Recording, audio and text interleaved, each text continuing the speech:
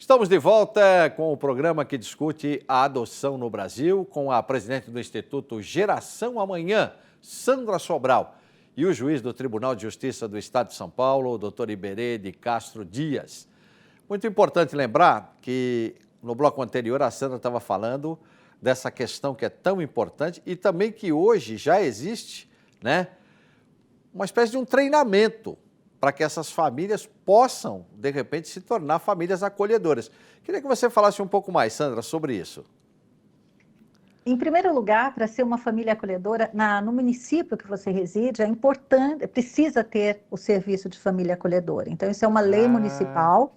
Então, é assim, cada cidade decide pela adesão ao serviço, faz uma lei, aprova essa lei e o serviço começa a funcionar. Então, em primeiro lugar, você tem que saber se na sua cidade tem um serviço de família acolhedora. Então, para isso, é só ligar para a prefeitura, para a Secretaria de Assistência Social, para o CRAS, para o CREAS, para o fórum ou para a vara da infância, que eles vão saber te dizer se existe um serviço de família acolhedora na sua cidade, porque você só pode acolher na sua cidade. O CRAS que a senhora falou é o Conselho Regional de Assistência Social, Centro de Referência de Assistência Social, né?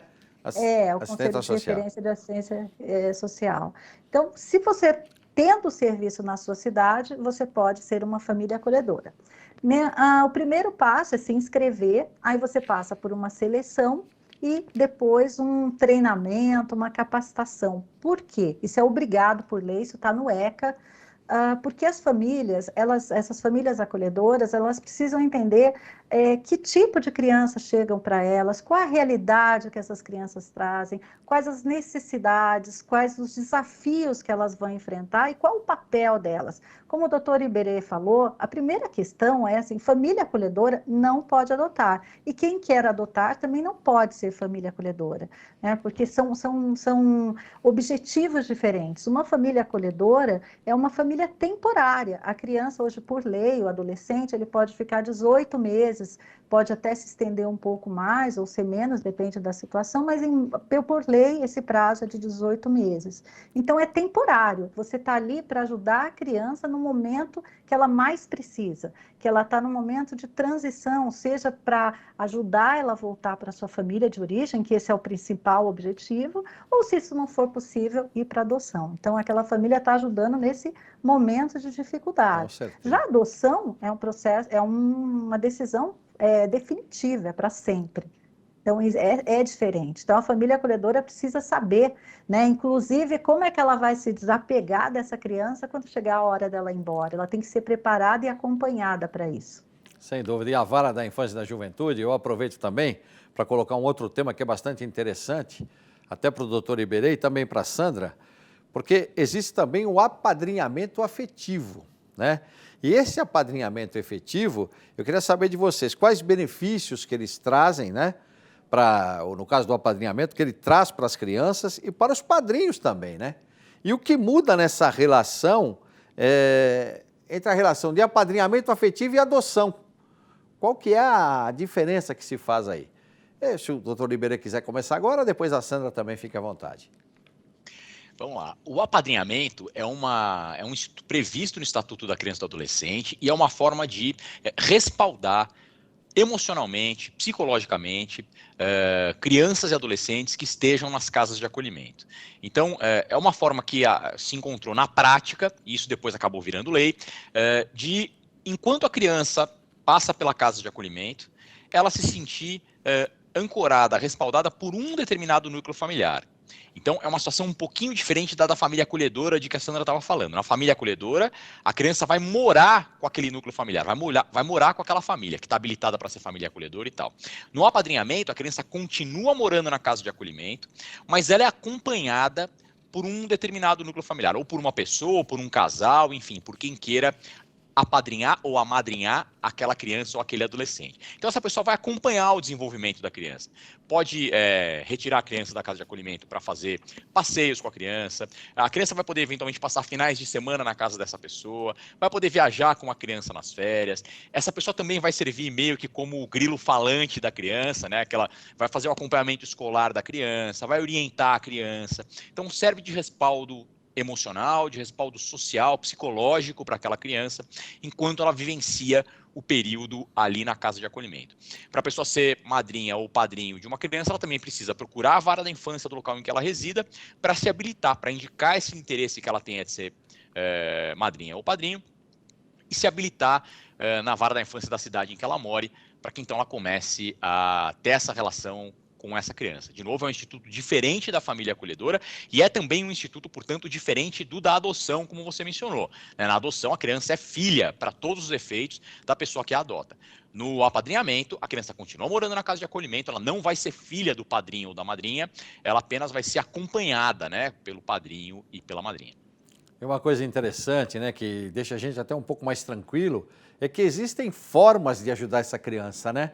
A adoção, de repente, pode ser que não seja possível, mas tem o apadrinhamento, tem o acolhimento familiar que vocês se referiram, né, Sandra? É mais uma saída para tentar ajudar, para tentar trazer essa criança, pelo menos para o convívio familiar, que eu acho que é fundamental, né? É isso mesmo. E como o doutor Iberê falou, a questão a mais grave, mais trágica que pode acontecer é uma adoção não dar certo. Então, assim, adoção não é para qualquer pessoa, né? A adoção, ela envolve uma série de decisões, um momento, um preparo que é fundamental, né? Esse pretendente, essa família tem que estar preparada para isso. E como você falou, às vezes a pessoa nem quer exatamente uma adoção, ela pode querer, né, tem uma possibilidade aí com o apadrinhamento afetivo, tem a possibilidade da família acolhedora e, claro, a adoção também. Mas são situações e são processos bastante diferentes, distintos, com leis, com regras, isso é muito importante, assim, existe todo um trabalho de acompanhamento, de assistente social, de psicólogo, dos tribunais, dos juízes, dos promotores, hoje existe um cuidado muito grande, assim, o Brasil evoluiu muito, né, tanto no CNJ, quanto no Ministério Público, quanto na Secretaria de Assistência Social, junto ao SUAS, há um envolvimento muito grande, porque já se entende, o Brasil tem uma lei, né, fenomenal, que é o Estatuto da Criança e Adolescente, que entende que a criança é prioridade absoluta, e todo esse trabalho tem que ser visto do ponto de vista da criança. Então, se a gente está procurando adoção, a gente está procurando pais para essa criança, a gente não está procurando criança para os pais. Se a gente está procurando família acolhedora, a gente está procurando família para essas crianças. Então, sempre é do ponto de vista da criança. Se eu puder só fazer uma menção Claro, aqui, fica à vontade, ainda doutor. dentro da história do apadrinhamento, porque existe o apadrinhamento afetivo, que é esse que a gente mencionou, e existe também o apadrinhamento financeiro. Eu acho legal falar disso, porque no apadrinhamento financeiro, Claro. pessoas jurídicas também podem participar.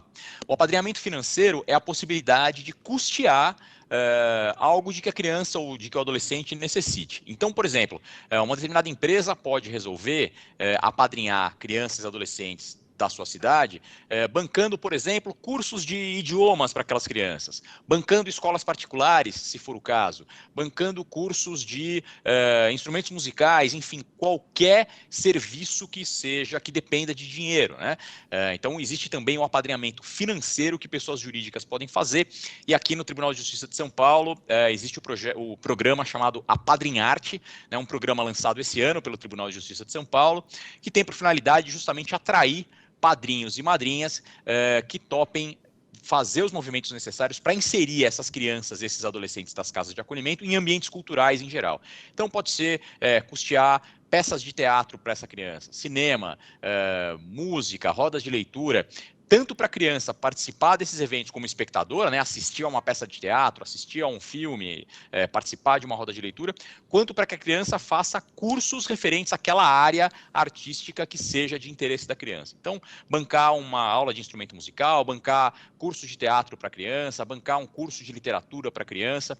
A ideia do apadrinharte é justamente levar a sério o direito à cultura que já está previsto na Constituição, já está previsto no Estatuto da Criança e do Adolescente há mais de 30 anos. Isso também pode se fazer por meio do apadrinhamento.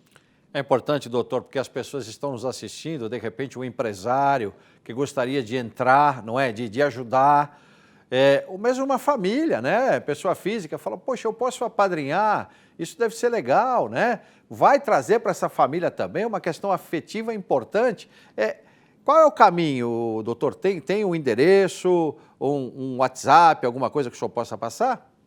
Para o apadrinhamento ou para o amadrinhamento em geral, a pessoa deve procurar a vara da infância da cidade em que ela more, né, para manifestar esse desejo de ser padrinho ou madrinha, e aí ela vai se habilitar para ser padrinho ou madrinha. Para o programa Apadrinharte, esse a que eu me referi, né, a ideia de inserir as crianças no ambiente cultural, as pessoas interessadas podem enviar um e-mail para apadrinharte, tudo junto, apadrinharte@tjsp.jus.br.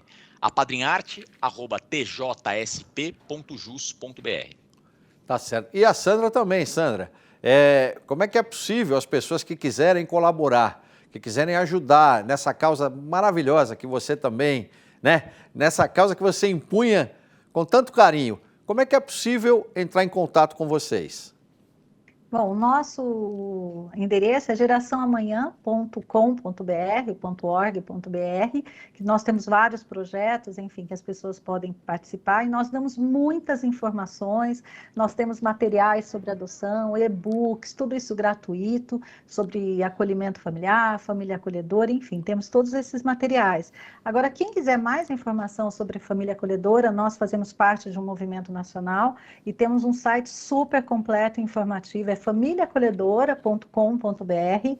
Lá tem todas as informações, tanto para a área técnica que trabalha com essas crianças, para os gestores, para as famílias que querem entender melhor o que significa ser uma família acolhedora. Então tem muita informação, nós temos muitos materiais disponíveis, tudo gratuito, então tem muita informação. E o que vocês precisarem, a gente sempre está à disposição aí para ajudar, desenvolver projetos, enfim. Temos vários projetos aí em todas as áreas, tanto de adoção quanto de acolhimento, primeira infância. O que precisarem, podem contar com a gente. Olha, o nosso tempo é curto, como eu falei, né? Parece que quando a conversa é boa e é bastante interessante, passa muito rápido. Agradecer demais ao senhor, viu, doutor Iberê? Doutor Iberê de Castro Dias, né? Pela presença do Tribunal de Justiça de São Paulo. Muito obrigado pela sua participação, tá bom? Eu que agradeço, é sempre um prazer a gente ter a chance de falar sobre direitos de crianças e adolescentes. Obrigado. Sandra Sobral também participando com a gente. Tão importante a sua participação. A gente fica muito feliz e, quem sabe, a gente se encontra, mas aí os dois aqui no estúdio, para a gente poder conversar, falar um pouquinho mais sobre esse assunto. Muito obrigado a vocês, parabéns pelo trabalho. Fica uma conclusão que eu acho que não só para mim, mas para todos os nossos telespectadores. Nós precisamos mais de Sandras e também de doutores Iberê para a gente conseguir, né, essa questão de amparar a criança, que muitas vezes parece ser tão difícil. Mas o trabalho de vocês é maravilhoso. Muito obrigado, viu? Felicidades para vocês.